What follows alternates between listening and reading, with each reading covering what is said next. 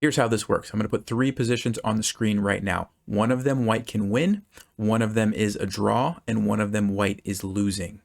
Your job is to identify which position is which, so I invite you to pause, think through that. Once you think you've figured out which one is the win, which one is the draw, and which one is the loss for white, we'll go ahead and talk about the solutions, and it's white to play in each of these positions. Good luck. All right, going from left to right on the screen, this is position number 1, this is position number 2, and this is position number 3. So I'm going to start at position number 1.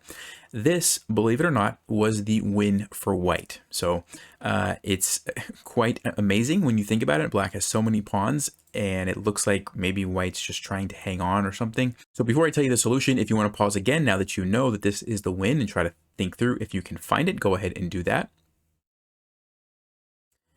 And if you had a chance to look at that, the winning move is pawn to g6, which is pretty amazing because we're giving up the only pawn that we could like do something with, right?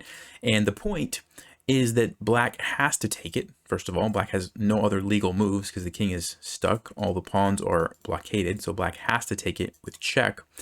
And now we simply take this pawn, and again, black has no legal moves except to push this pawn forward, so they have to do that. And now we play king to f5. And again, we've trapped the king, so the king can't come out. And black's only move is g4, which is not a move black wants to play. So this is Zugzwang, and we simply take it with checkmate with the pawn. So pretty amazing stuff. Congratulations if you found that. Not an easy one to find unless you kind of have seen this trick or this idea before. So let's go ahead and take a look at position number 2. Okay, so this position, believe it or not, was the loss for white. And this is kind of interesting because you guys have heard me say this before, but generally speaking, two connected pawns on the 6th rank are always going to beat a rook. And that's exactly what white has a chance to do, play h6. And not only do we have two pawns connected, there's actually one that's already on this, the 7th rank. And so it looks like these pawns are just going to go. It also looks like white's king is safe enough because if the rook tries to do something, we can just block it, right? And so you may have been tempted to say that this was the win. I know I was when I first kind of saw these positions, but it's not. And here's what happens. Black plays rook to g5 check, and of course, our only move, b5 check. And now black plays king to c5. And what you'll notice is we can't move our king. Okay, so that's one thing. Our king is stuck. We don't want to go here, obviously, the rook will just take us. So that really only leaves us with two options. We can push the pawn and try to get a queen, which makes the most sense, or we can push this pawn, right? Now, if we push this pawn, black's going to simply play king to c4, checkmate, just like that, because the pawn is stopping our king here, and we can't escape this way. So that doesn't work. All right, so no good there, which means we basically have to go for h7, trying to get a queen. And of course, if black makes the mistake and just takes our pawn, well, then we win, because now we do get the queen, right?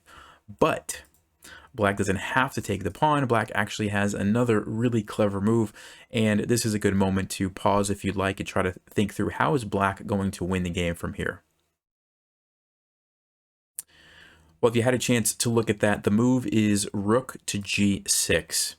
And at first glance, it's a very weird move because it's kind of like, what is black trying to do? I mean, we're going to get a queen, right? Like, what's the point behind this? So we can get a queen. And now we see black's idea, rook to a6 check. And again, our king is still stuck, which means we have to capture. And now, despite the fact that we have an extra queen over here, black delivers the checkmate with the pawn, and it's the same kind of pattern that we saw in the last position, right? So just to recap, this is what we saw before where white delivered the checkmate. And here we go, black's doing the same thing to us now. So an amazing rook sacrifice, and there was no way to get out of that. And so, yeah, very, very tricky positions, I know. And now let's take a look at the last one, which actually is a draw. Now, when I first saw this and saw that it was a draw, I was like, no, you got to be kidding me, because look how far our king is, right? And look at how close black's king is. I mean, it looks like there's no way, right? So this is the most difficult position to understand. All the other ones were relatively straightforward. This one, there's going to be quite a few different variations. I'm going to do my best to explain it, but here we go. So there's only one winning, sorry, not winning. There's only one drawing move for white, and it's king to g3, okay? And we'll come back to why that's the only winning move after we kind of see the main variation in it. I think it'll make a little more sense. So the main sort of try from black is to go king c4, right? They're just going to ignore our king, come up here, take our pawn, and try to win, right? That's basic idea. So what are we going to do? We're going to play king to f4, and black's going to continue with the plan, come here to get our pawn. And now we're going to play king to e5. Now this is a very weird looking move, because you might say, why not just go to e4? We'll come back to that in just a second. What's the point? The point is that if black takes our pawn, we're going to take their pawn. And it's just a trade of pawns. And then we're fine, because now if the king comes over, we come over. And again, it's just a trade of pawns, right? So we're just in time. The tricky thing is if black tries to do this clever little move here, d3. Because what they're doing is hoping that we're going to take, and then they're going to come over here, take our pawn, and push, okay? But watch what happens. King here, we push our pawn, they take, we push, they push. They get the queen first, but we get a queen in the very next move, and we're fine. It's a draw, okay? Now that you've seen that, you can probably understand, if we go back to here, what the problem with king to e4 is. Or actually, let me ask you, given the line that we just saw, what's the problem with moving our king to e4 instead of e5? What's the big difference in the line that we just looked at? Well, the answer is the fact that the queening square for this pawn is on b1, which is going to put us in check. Okay, so if we look at the exact same line that I just showed you, d3 captures, king goes over, d4 takes, d5, the exact same line, and now, we're in check. We can't get our queen. We have to get out of check, and then black's going to come down here and stop our pawn. Queen's going to come down, blockade it, and we're done for. King's going to march over, take our pawn, and we lose. Okay, so very interesting, but kind of unique position here where we had to go to e5 to stay off of that diagonal. All right, so now that you understand that, let's go back to the very beginning and see if we can understand why did we have to play king to g3, because it kind of looks like maybe these moves could be just as good as g3, but it's not the case. So first of all, king to g4 is bad because now black plays king to e4 and is completely cutting off our king, okay, which is bad news for us because now we can't get around, right? If we try to come down, black comes down. If we try to come up, well, then we are too far away and black comes and wins.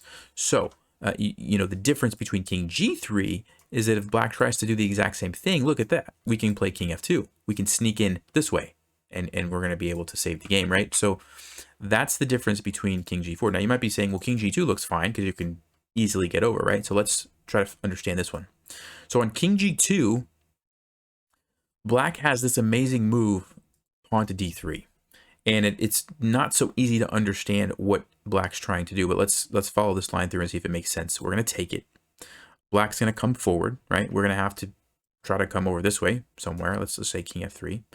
Black's going to take us, and notice how we're boxed out, okay? And even if we went king to f2, black's going to take us. We can come down here, but again, king to c2, and again, we're boxed out, right? And black's just going to come over, take this, and win. So you might be saying, well, hold on a second, Nelson. Why can't black do that exact same idea, this d3 pawn sacrifice? Why can't they do that if we go to g3? Like, what's the deal? Well, let's go look at that.